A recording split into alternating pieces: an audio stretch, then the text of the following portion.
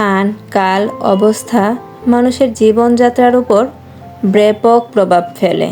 সেই কথা আপনারা মুখে স্বীকার করেন বা না করেন, অবস্থার সাথে সাথে কিন্তু মানুষের জীবনযাত্রার অনেকটা পরিবর্তন নিয়ে আসতে পারে।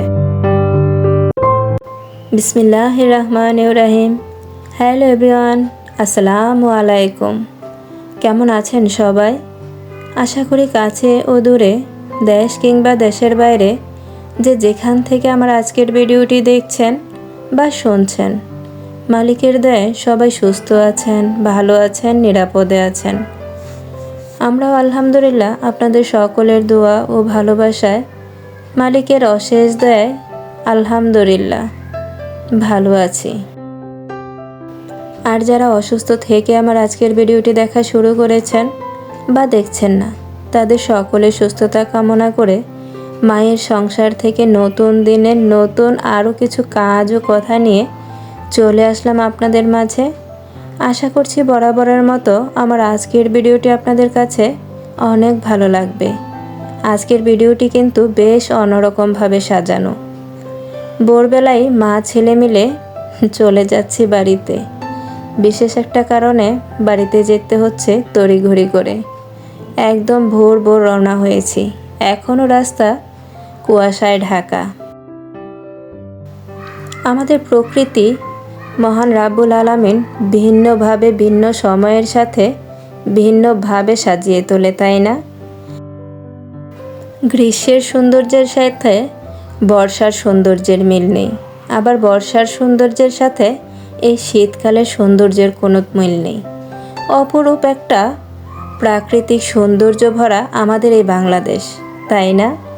এক এক সময় এক এক রকমভাবে সাজিয়ে তোলে ঠিকই, কিন্তু প্রতিটা রূপই যেন একজন আরেকজনকে ছাপিয়ে ওঠে। এই যে গ্রীষ্মকালে রাস্তার ধারের বেশ অন্যরকম ফুল থাকে, আবার অনেক সময় কাশবনে ঢাকা থাকে, আর এখন শীতের সকালগুলো এই সাদা সাদা ফুল দিয়ে রাস্তার চারিপাশ ভরপুর। বেশ কিন্তু ভালো লাগে, তাই না? আমরা যারা শহরে থাকি তাদের জীবন আর গ্রামের থাকা আমাদের মা চাচিদের জীবনের মধ্যে কিন্তু বেশ পরিবর্তন আছে। আমরা যেখানে সকালবেলা কমফোর্ট থেকে বের হতেই দ্বিধাগ্রস্ত বোধ করি, অনেকটা আলসেমিতে ছেয়ে থাকে আমাদের জীবন, সেখানে কিন্তু গ্রামীণ মানুষগুলো সেই ভোরবেলা থেকে এক কথায় বলতে গেলে আগের দিনের মরা খেয়ে 3 দিনের মরা তাজা করতে মাঠে চলে আসে। আচ্ছা, এই ধাঁধাটা কে কে জানেন বলবেন তো? না জানলেও জানাবেন, পরবর্তী ভিডিওতে আমি অবশ্যই বলে দেব। আমি আবারও ধাঁধাটা বলছি, 1 দিনের মরা খেয়ে 2 দিনের মরা তাজা করতে আসা। এই কথাটার সাথে বা এই ধাঁধাটা কিন্তু আমি আমার বাবার মুখে শুনেছি। আলহামদুলিল্লাহ, সবাই আমার বাবার জন্য মন থেকে দোয়া করবেন। আমার আব্বা তার আব্বার কাছ থেকে এই ধাঁধাটা শুনেছিল। বলতে পারেন আমাদের 3 প্রজন্মের শিক্ষা। বেশ ভালো লাগতো আব্বার কাছে যখন দাদার গল্প শুনতাম। আসলে আমি কখনো দাদাকে দেখিনি, তো শুধুমাত্র আব্বা আমার মায়ের মুখে গল্পই শুনেছি। আমরা সবাই সবার অতীত প্রজন্মের জন্য মন থেকে দোয়া করব।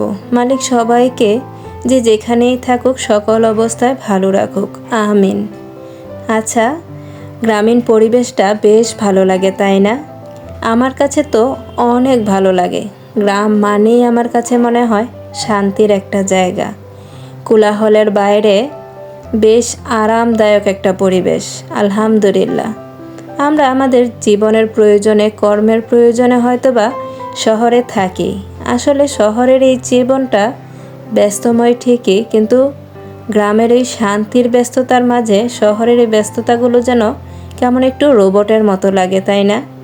গ্রামের মানুষ অনেক পরিশ্রম করে, কিন্তু তারপরও গ্রামের পরিশ্রম আর শহরের পরিশ্রমের মধ্যে অনেকটা তফাৎ থাকে। আজকেও কিন্তু ড্রাইভ করছে আমার ছোট বাবা। আলহামদুলিল্লাহ, আপনাদের সকলের দোয়ায় ও মালিকের অশেষ দয়ায় আমার বাবা দুটো অনেক সুন্দর ড্রাইভ করে। সবাই ওদের জন্য মন থেকে দোয়া করবেন। জানি না মালিক ওদের ভাগ্যে কি রেখেছেন, তবে মালিক ওদেরকে যেই জ্ঞানটাই দেয় যেন সৎ সুন্দর পারফেক্ট জ্ঞান দিয়ে ওদের জীবনটা সাজিয়ে তোলে। জানি না ভাগ্যে কে আছে, তারপরও মন থেকে যায় মালিক যেন ওদেরকে সব সময় সকল বিপদ থেকে রক্ষা করে। আসলে আমার বাবা দুটো অলরেডি মাথার উপর থেকে ছাদ হারিয়ে ফেলার কারণেই হয়তোবা মনের মধ্যে হারানোর একটা ভয় নিয়ে সব সময় দিন পার করে। মালিক ওদেরকে সব সময় সকল কিছু থেকে হেফাজত করুক, মন থেকে শুধুমাত্র এই প্রার্থনাটুকুই করি। আমি মন থেকে চাই মালিক যেন আমার বাবা দুটোর মতো মাথার ওপর থেকে ছাদ কারও না তুলে নেয়।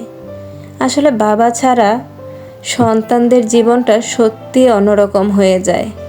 এই ছোট্ট বয়সে দায়িত্ব নেওয়ার চাপ ওদের উপর যেন একটা বোঝার মতো হয়ে গেছে। আসলে বোঝা কাঁধে নিয়ে কতক্ষণ লড়া যায়, আর এই ছোট্ট বয়সে সংসারের চাপ, তার উপরে আবার আমার শারীরিক অবস্থা।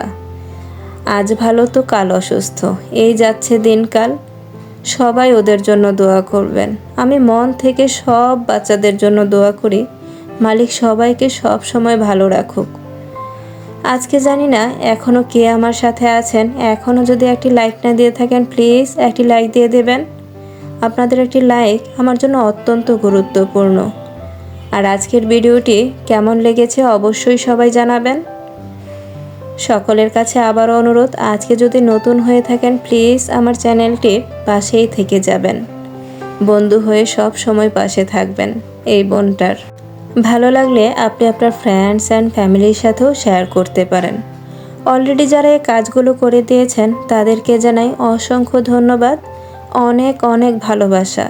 আর সবার কাছে আন্তরিকভাবে দুঃখিত আমি সময় মতো কমেন্টের রিপ্লাই দিতে পারছি না। আসলে কমেন্টের রিপ্লাইগুলো আমার ছোট বাবা দিচ্ছে, তো শোরুম নিয়ে ব্যস্ততা, তারপর আবার লেখাপড়া শুরু হয়েছে, সব কিছু মিলিয়ে অনেকটা ব্যস্ততার মধ্যে দিন পার করছে। যার জন্য সবার কাছে আমি আন্তরিকভাবে দুঃখিত, কমেন্টের রিপ্লাইগুলো অনেকটা দেরি হয়ে যাচ্ছে। সবাই প্লিজ ক্ষমা সুন্দর দৃষ্টিতে দেখবেন। এখন বাড়ি ফেরার পালা। বাড়ি মানে আমাদের বাসায় ফিরতে ফিরতে আপনাদের কাছ থেকে বিদায় নিয়ে নিচ্ছি। মালিকের দয়ায় সবাই সুস্থ থাকবেন, ভালো থাকবেন, নিরাপদে থাকবেন। আমাদের জন্য সবাই দোয়া করবেন, আর অবশ্যই সাবধানে থাকবেন।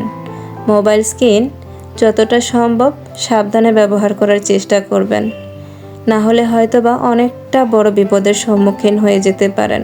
আল্লাহ হাফেজ, আসসালামু আলাইকুম।